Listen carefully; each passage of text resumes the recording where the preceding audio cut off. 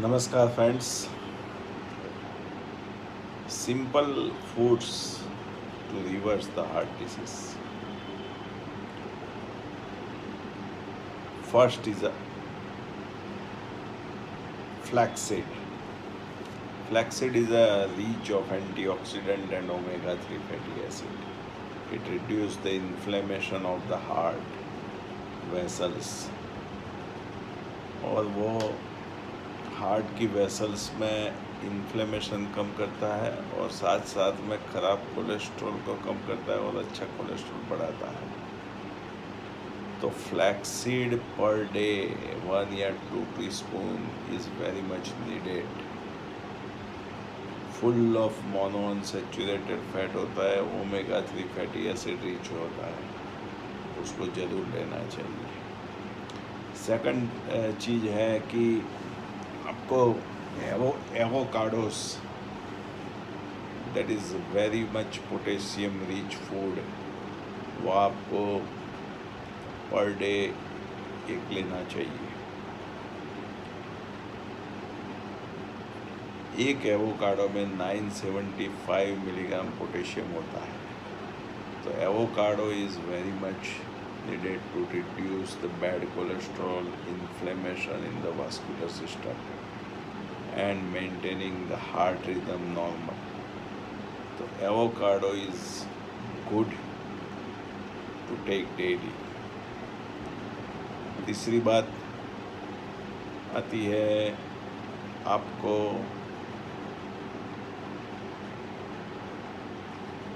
Plant based vegetarian diet खाना है, जिस full of antioxidants, multi coloured fruits वगैरह आप ले सकते हैं।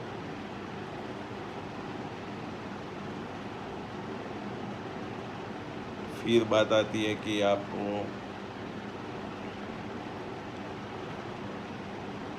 वॉलनट्स का उपयोग करना चाहिए। हैंडफुल ऑफ वॉलनट्स वो बहुत ही बढ़िया है हार्ट के लिए। उसमें एंटीऑक्सीडेंट्स है, पोटेशियम से भरपूर है, मैग्नीशियम से भरपूर है, हार्ट की रिदम को अच्छा करता है और इन्फ्लेमेशन और बैड कोलेस्ट्रॉल को कम करता है और अच्छा कोलेस्ट्रॉल को बढ़ाता है। तो आपका ब्लॉकेजेस धीरे धीरे कम होता है। फिर बात आती है फ्लैक्सीड के जैसे चिया सीड भी एक हार्ट के लिए अच्छी बात है। वो हैंडफुल ऑफ चिया सीड्स आप ले सकते हैं। फिर बात आती है कि टर्मेरिक भी यूज़फुल है, जिंजर भी यूज़फुल है, आप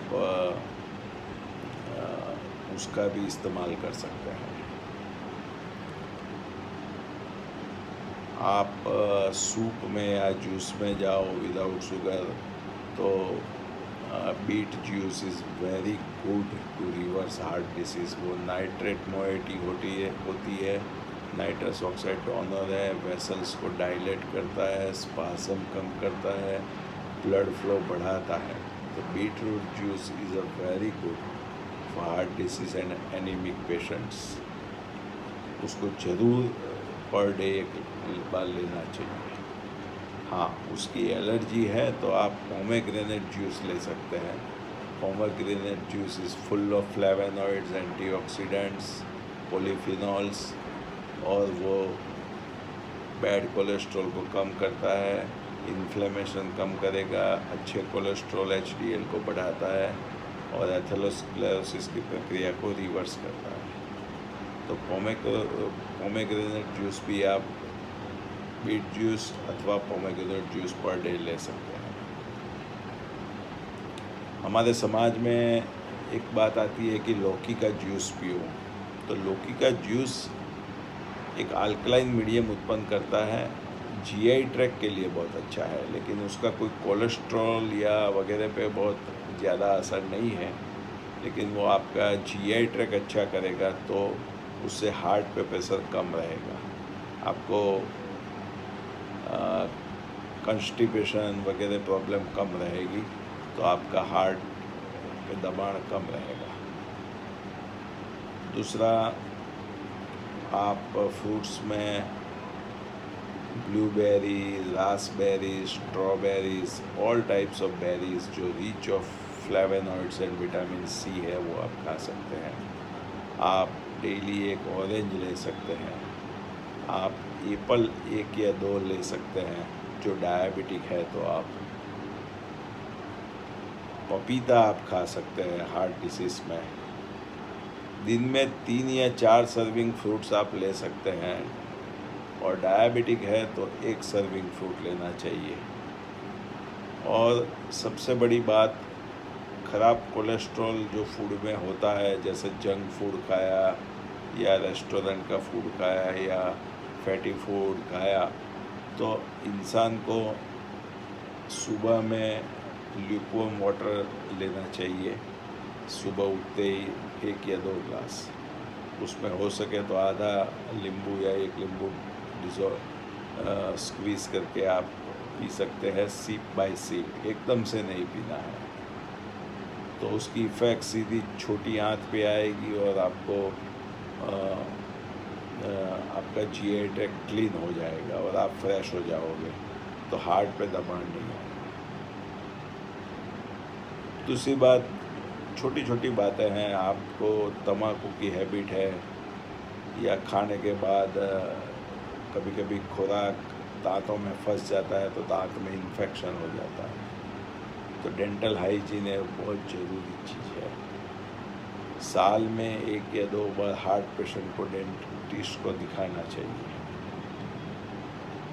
फ्लू का वैक्सीन हार्ट फेलियर के जिसका पंपिंग 35 से कम हो गया है हार्ट अटैक के बाद, वो फ्लू का वैक्सीन ज़रूर ले।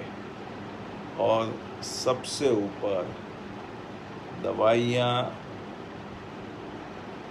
हार्ट की कंडीशन और पेशेंट की कंडीशन के हिसाब से, और US FDA enhance external counter pulsation treatment natural bypass to improve heart function, to improve exercise capacity, to rejuvenate heart, to develop natural angiogenesis, arteriogenesis, develop natural bypass and relieve angina।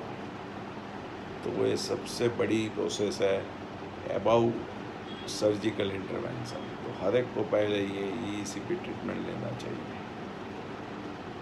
और angiography में आप hospital में जाओगे तो lump sum आपको blockage बता के आपको बाईपास या स्टेंटिंग में ले जाएंगे। उसकी जगह आप ब्लॉकेज देखना है तो CT कोरोनरी एंजियोग्राफी कराइए, ब्लड टेस्ट कराइए जो मेरे अगले वीडियो में है, और इको कराइए। तो ये सब हार्ट के पेशेंट्स के लिए ज़रूरी बात है जो हमने शेयर किया। नमस्कार, थैंक यू वेरी मच।